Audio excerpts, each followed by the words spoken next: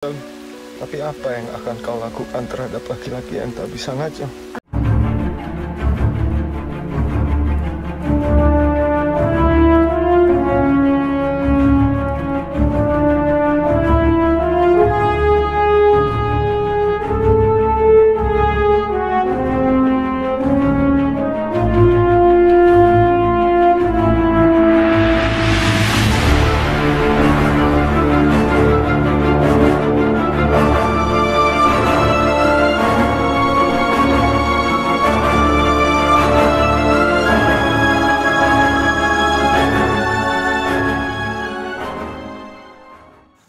Assalamualaikum warahmatullahi wabarakatuh. Apa kabarnya para penonton setianya channelnya Hands Up Movie. Nah, kali ini di channelnya Hands Up Movie gua akan ngebahas tentang film Indonesia yang berjudul Seperti Dendam, Rindu Harus Dibayar Tuntas. Ya iyalah ya, yang namanya rindu itu memang harus dibayar gitu. Memang harus terselesaikan rindunya. Kalau tidak, wah bisa gawat nih. Namun sebelum gue ke review filmnya, alangkah baiknya kalian support dulu channel ini dengan cara klik tombol subscribe, like, komen, dan aktifkan loncengnya agar kalian tidak ketinggalan dari notifikasi channelnya Hands Up Movie. Nah, buat kalian yang baru bergabung, wajib sekali untuk kalian klik tombol subscribe-nya ya. Kalau gitu kita langsung aja ke review film Seperti Dendam, Rindu Harus Dibayar Tuntas.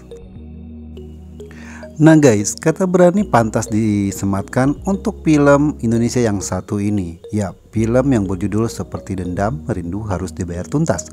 Mulai dari premis, penggambaran adegan, hingga akting para pemainnya mampu membuat gue terkesima dari awal hingga akhir. Awalnya gue berpikir nih film apaan sih gitu kan, karena agak-agak canggung gitu loh, agak sedikit ngebosanin kalau menurut gue. Tapi ternyata sang sutradara atau film garapan Edwin ini berani menghadirkan isu-isu sensitif yang masih belum banyak dibahas dalam film Indonesia. Mulai dari isu maskulinitas toksik, kekerasan seksual, hingga penyalahgunaan kekuasaan. Semua mampu dikemas dengan apik dalam film yang berdurasi 114 menit. Apalagi di film ini juga mengangkat isu-isu yang lagi ramai, tentunya yang lagi ramai sekarang gitu guys. Nah, ambil aja contoh salah satu maskulinitas toksik, meski berlatar belakang pada tahun 1980 hingga 1990-an, konsep maskulinitas toksik yang digambarkan dalam Seperti Dendam, Rindu Harus Dibayar Tuntas ini nyatanya masih erat dengan kondisi saat ini. Sejak awal film diputar, gue memperlihatkan dengan jelas stigma pria harus selalu kuat. Hal ini membuat pria yang memiliki kekurangan berusaha menutupinya dengan segala cara agar tetap terlihat jantan. Sosok Ajo Kawir yang diperankan oleh Martinolio menggambarkan hal tersebut. Dikenal sebagai jagoan tak kenal rasa takut dan kerap melakukan kekerasan. Ajo Kawir sebenarnya impoten, sebuah ironi dan mimpi buruk bagi kaum Adam dimanapun.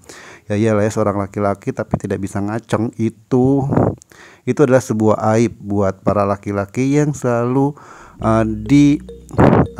yang selalu dituntut untuk kuat dan macho gitu. Namun masalah kejantanan yang dimiliki Ajo Kawir sejatinya tidak bisa dilepaskan dari sejumlah faktor. Salah satunya adalah akibat respon tak manusiawi dari lingkungannya terhadap pengalamannya yang traumatis di masa lalu. Belum lagi stigma toksik soal kejantanan yang menuntut pria tidak boleh lemah atau harus macho.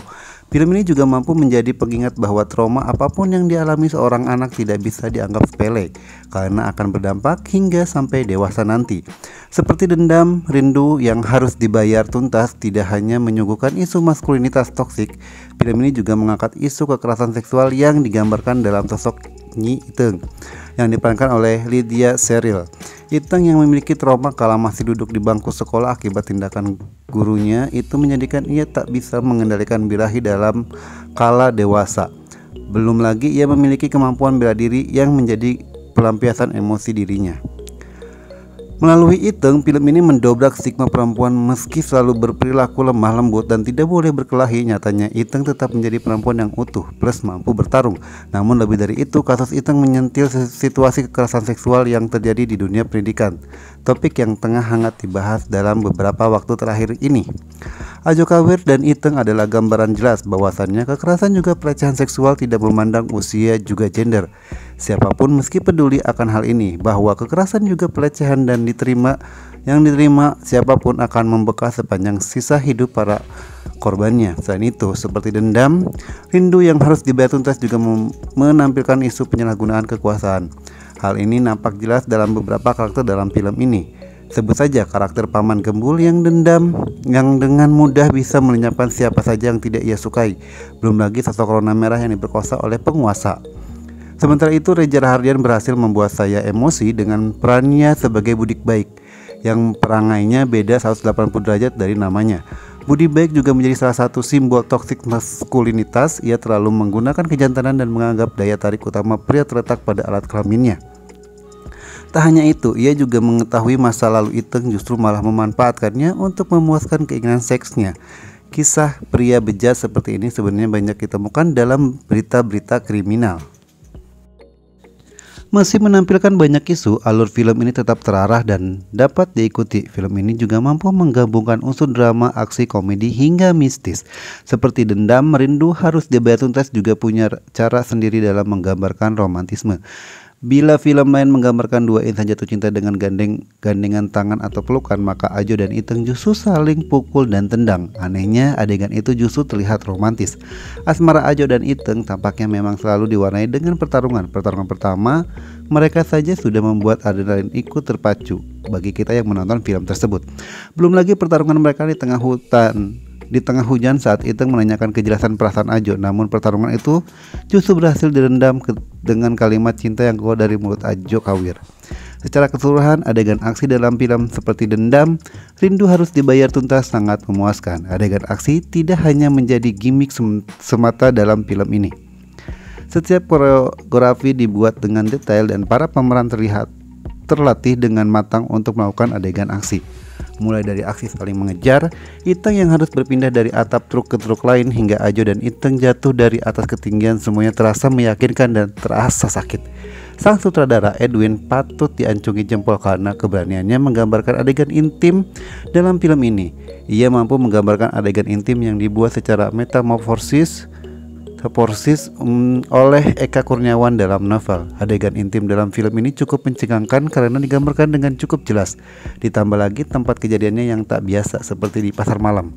Tidak hanya Edwin, para pemain seperti Dendam, Rindu Harus Dibayar Tuntas juga layak diapresiasi, terutama Lady Cheryl. Penonton Indonesia rasanya akan puas melihat kemunculan Lydia yang sudah lama tidak menghiasi perfilman Indonesia. Peran aktris senior Christine Hakim juga menjadi kejutan di film ini. Meski hanya muncul dalam satu adegan, ia mampu membuat penonton tak habis pikir karena peran Mak Jerot yang ia perankan. Kesan era tahun 80-an hingga 90-an terasa kental dalam film ini. Para pemeran berdialog dengan bahasa baku namun tetap terasa nyaman di telinga. Selain itu, pakaian yang digunakan juga mampu mempresentasikan era itu, seperti ketika Ajo Kawir dengan jaket andalannya dan Iteng dengan rambut keritingnya.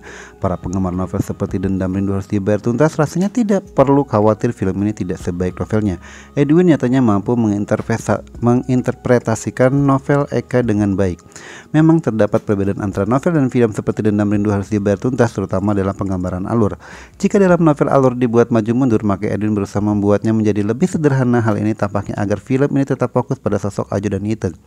Penggunaan bahasa antara novel dan film juga sedikit berbeda. Eka memang lebih liar dalam menggunakan dialog, sementara Edwin memakai bahasa yang agak lebih halus. Terlepas dari perbedaan dengan novel seperti Dendam, Rindu Harus Dibayar Tuntas, nyatanya tidak kehilangan esensi yang di tangan Edwin. Seperti Dendam, Rindu Harus Dibayar Tuntas tetap menjadi sebuah karya yang berani dalam menyampaikan keresahan yang perlu diangkat di perfilman Indonesia, bukan cuma cerita cinta melulu.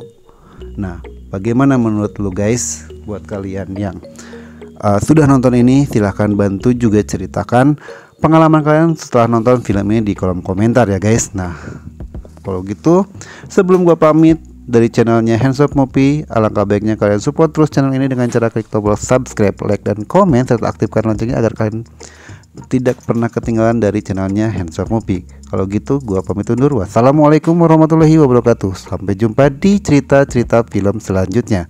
Bye bye.